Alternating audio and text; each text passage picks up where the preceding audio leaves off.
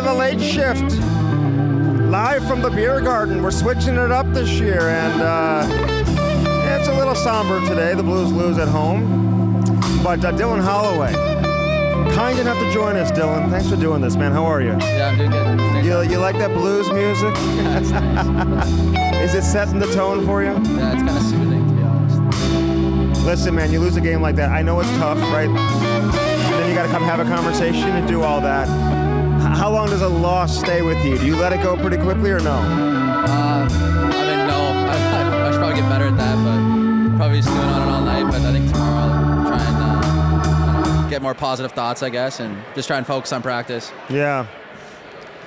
And there we go. The music is over. We did a bunch of these last year, Dylan, and it's great to be with the people once again.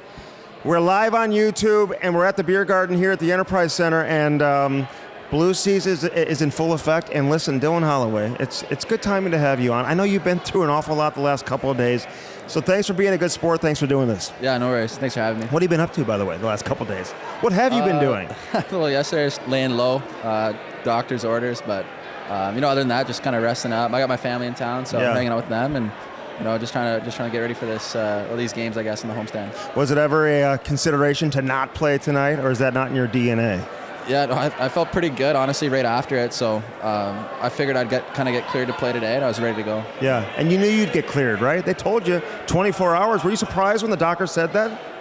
Yes and no. I mean, obviously, it could have been a lot worse, and I could be in a hospital bed right now. But I felt pretty good, and once all the tests came back with good news, then I knew I was probably ready to play because it wasn't anything too serious. All right, listen, we'll move past it. But the fact that you were on a stretcher a couple days ago, then you're on the ice playing in an NHL game here tonight. It's kind of crazy. Your parents are here.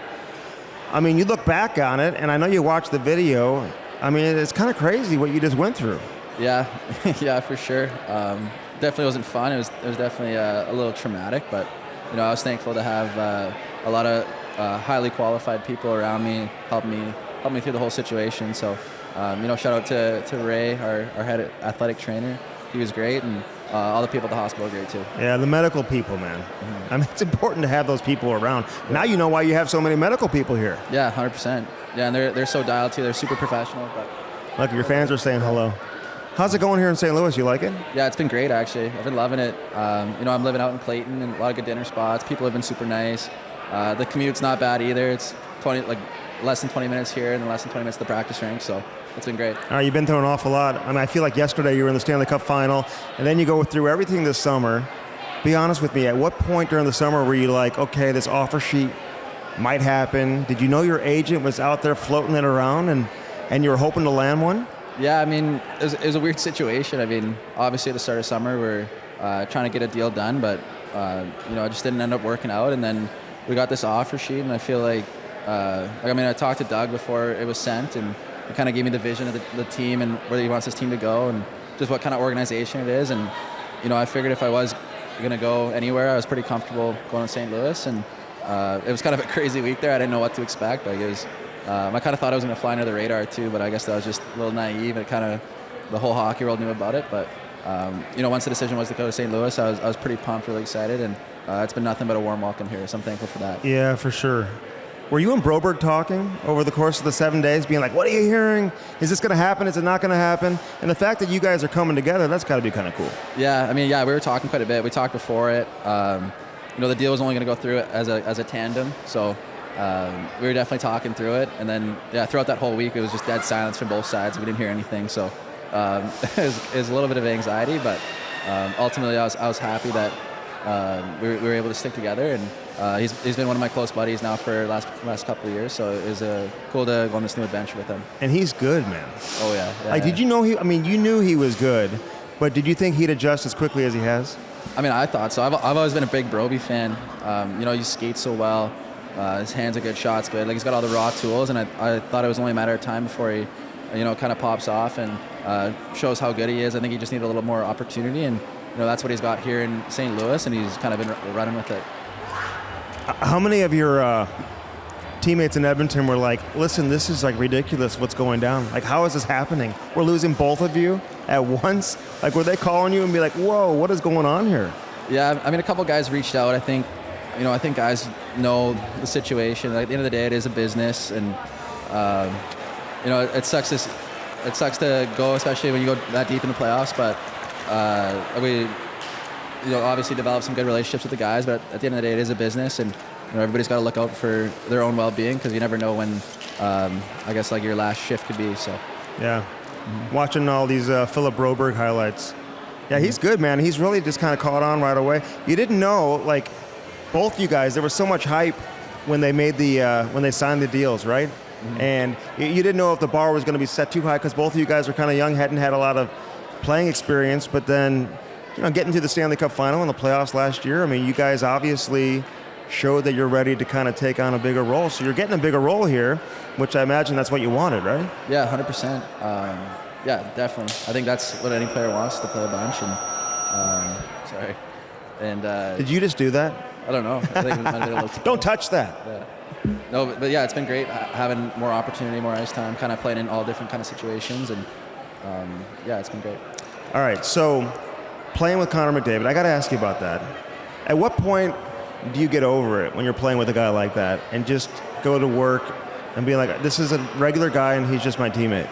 Yeah, I mean, I feel like at the rink and stuff, you kind of become desensitized to it, like it's your teammate, and then you watch him just do something stupid on the ice pretty consistently. Like, he does crazy things almost every game. So, it's a special thing. There's a reason he's so good too. Like, he's so dialed off the ice, and in the gym, in practice, like all his reps are clean.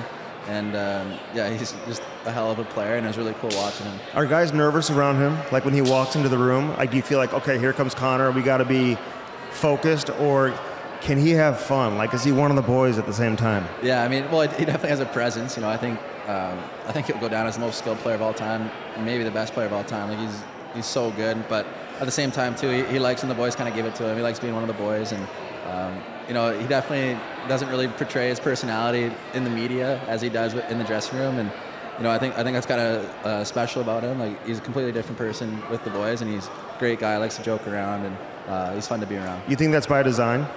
Yeah. That he doesn't show his personality? Because I wish he did. I wish he showed more of a personality, just because he's the face of the NHL, but maybe it is by design. You tell me. Yeah, I think so. I think he just has to get comfortable with people, and I don't think he's got a fake personality at all. So I don't think he can fake it for the cameras. And he has to do so much media all the time that I'm sure he gets a little sick of it. But around the guys, he's great. He's fun. He likes to chirp, and yeah, he's a great guy. How much pressure is he under? Under the microscope, man, every single day, right? Yeah, that's another thing too. Like, I don't think people realize that everything he does has an effect on kids. I mean, he got a mullet one time, and I'm pretty sure all the kids in Edmonton are rocking mullets. So, yeah, everything he does is definitely under a microscope. Did you get a mullet? I did, yeah. Did you? I followed suit. I had it a little bit before, but I always kind of shave the sides a little bit. My hair gets crazy, so. All right, so what do you like to do away from the rink, man? What keeps you occupied? Yeah, I mean, growing up in southern Alberta, I like to fly fish. It's a lot of fun. Just being outside, honestly, I don't even care if I catch fish. I just like being outside. And so fishing's a big one. I like just hanging out with friends. And yeah, I don't know. I love where I live out in Alberta. It's right close to the mountains. So, I used to mountain bike as a kid. And yeah, a nice picture of the sturgeon. Who is that? Tell us who's in the picture. That was Darnell Nurse on the left, Davo, myself, and then James Hamblin.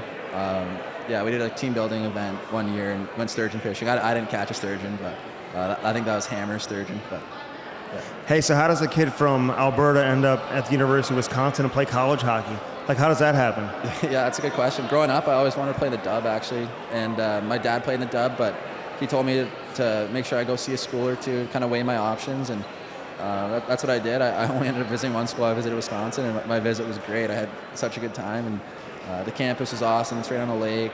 The boys are great. Coaches are great. Tony Granato was the head coach at the time, and he was super, super nice to me. So, yeah, so after that visit, they offered me a full ride, and it was a deal I just couldn't pass up. So. All right, so tell me some of the guys you played with there. Cole Caulfield was one, right? Yeah. Is he one of your boys? Yeah, he's one of my buddies. How good was he in college? Oh, he's unbelievable. Like, unfair? Yeah, he's like a goal a game. Like, he's kind of a cheat code. I remember we were on the same power play unit. I was on one of the flanks, and I'd just send burgers over to him, and he'd hit it every time in the net. So it was pretty cool to play with him. But at a college like that, man, like, the fans are so into it. Like, you get recognized around campus. Like, they're so into hockey there. Yeah, I mean, a little bit. I think all the athletes have like red backpacks, so I feel like you see the red backpacks walking around, they're an athlete, but we always stick together. Like everywhere we went was kind of in like a group of like 3 or 4 or 5, so I think people definitely recognize the hockey guys, but college was a great time. All right, so you and Cole Caulfield, both Hobey Baker finalists. Mm-hmm. So were you like putting wagers down as to who was going to win, or did you just know he was going to win it? No, I figured he was going to win. He like I said, he was almost a goal a game. He played so well down the stretch too, and he was just incredible that year. So I kind of figured he was going to get it. So why'd you only visit one school? I just had a great visit. I don't know. I'm not too sure. I think after my visit, I was pretty hooked on going to Wisconsin, and they offered, and I wasn't sure what kind of offer I was going to get at the time. So I just pounced on it, and honestly, I'm happy I did. It was a great 2 years. All right, so growing up, your dad was a hockey player too, right? Yeah. 2 games for the Vancouver Canucks? Yeah. What kind of player was he? I'm pretty sure he was a pretty good puck-moving defenseman. I think he scrapped a little bit too. He wasn't afraid to kind of get in the dirty areas, but I think he was more stay-at-home, but a good player. Was he your coach? Yeah, he's never my actual coach, but he coached me at home, give me tips and stuff, and kind of show me the ins and outs of the game. Are you one of those kids that it was hockey all the time, and nothing else? Yeah, I'd say so. I loved hockey growing up. I still love it now. It's kind of just what I think about all the time. So, what was your plan B? If you weren't going to be a hockey player, what was Dylan Holloway going to do? I mean, that's a great question. I never really had a plan B. I always thought that if I had a plan B, I wasn't dialed into plan A. So, but honestly, if I wasn't playing hockey, I wouldn't be able to work an office job or anything. I'd probably either be in the military or, I don't know, maybe work on the oil sands in Alberta, just grinding away. But. Yeah, well, you're college educated. Now you can do anything, right? Yeah, seriously. I got half a degree. So you going to go back to school and finish? Yeah. Maybe at some point, yeah. I think that's definitely a goal. I think that's it's definitely a feather in your cap to have a degree. So. What was your major? My major is personal finance. Ooh, you want to go in finance? Yeah, I mean that's what my major was. I didn't really take any hard classes towards it, but if I go back, I'll have to take like all the tough ones like econ and stats and stuff. So. Were you going to class? Like if you had class on a Friday at 8 a.m., were you going? Yeah, for sure.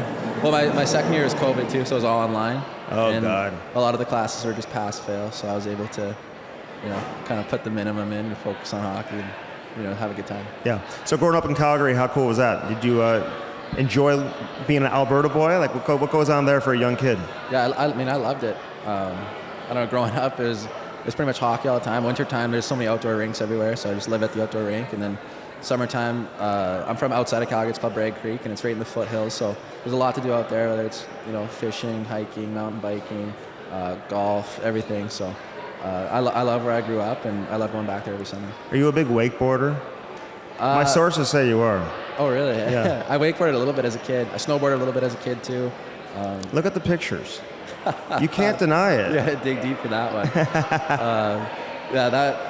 Honestly, I don't wake surf too much. I go once a summer with my buddy. He's got a cabin out in Kelowna. That picture's actually in Hayward, Wisconsin. My one buddy's got a place out there, so we went one summer. But I like to wake surf a little bit.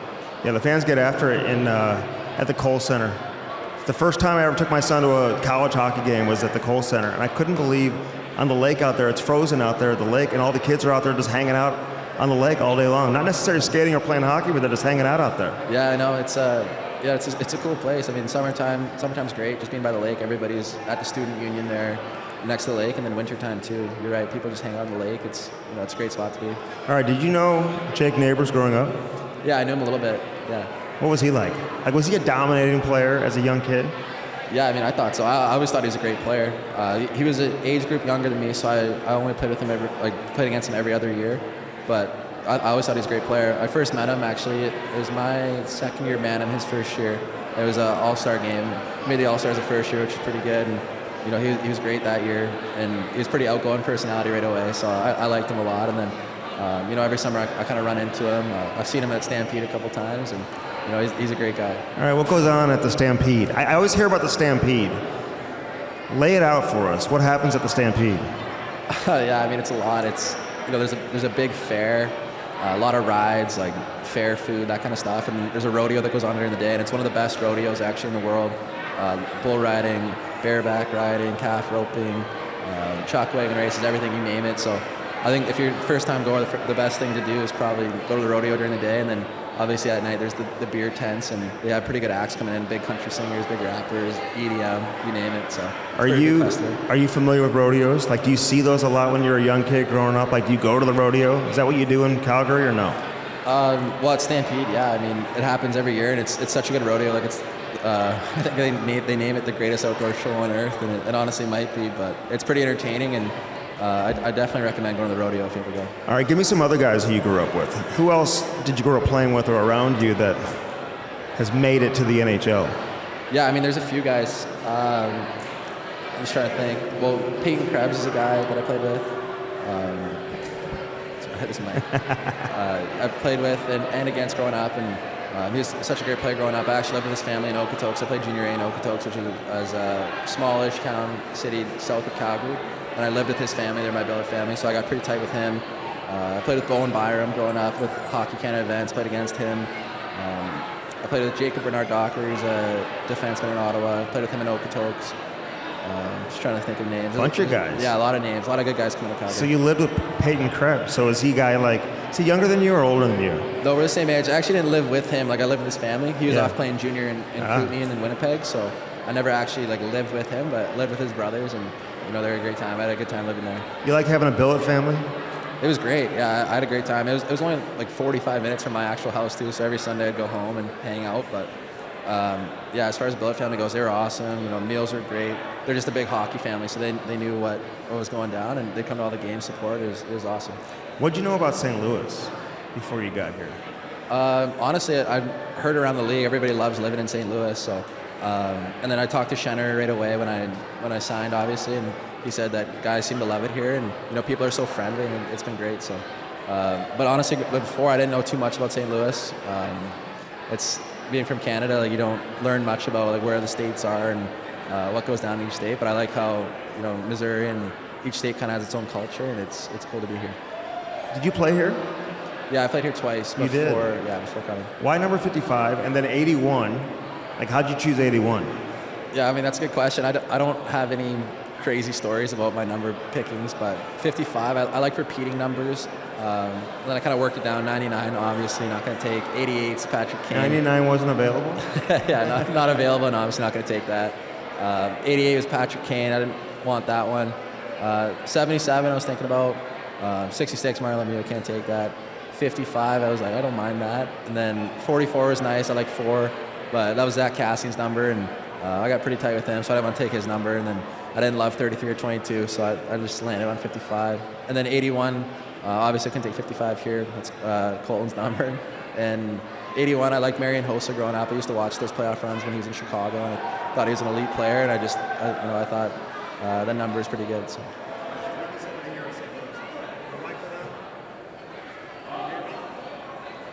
I got you.